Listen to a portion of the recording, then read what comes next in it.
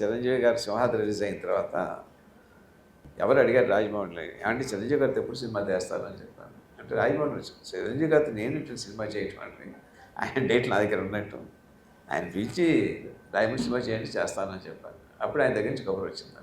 Okay okay okay కబురు వచ్చి నీ 'సింహాద్రి' చూసిన రాజమౌళి చాలా వచ్చింది, ఇప్పుడు నేను అడుగుతున్నాను కథ చేయండి. ఈ ఇంటర్వల్ బ్యాక్ చెప్పారండి ఆయన.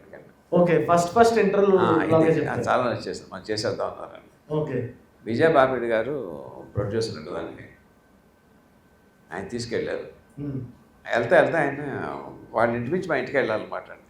ఓకే రండి కాస్త టీ తాగి ఎందుకుగా అన్నారని వెళ్ళిన తర్వాత అక్కడ ఆయన సెల్ ఫోన్ పెట్టుకోవడానికి ఒక ప్లాస్టిక్ స్టాండ్ ఉందండి, ఇలాగండి సెల్ ఫోన్ పెట్టుకోవటానికి. ఓకే సెల్ ఫోన్ కూడా ఏదో పెట్టుకోవటానికి ఫస్ట్ టైం మా ఇంటికి వచ్చావు కదా రాయమౌళి, ఎదురు ఉంచుకో అన్నారండి.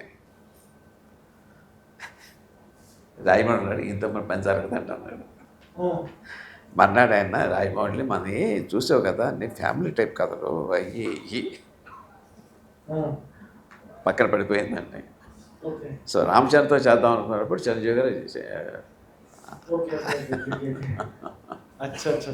ఆ రకంగా అలాగా వెళ్ళింది. దాని వెనక అంత కథ ఉంది.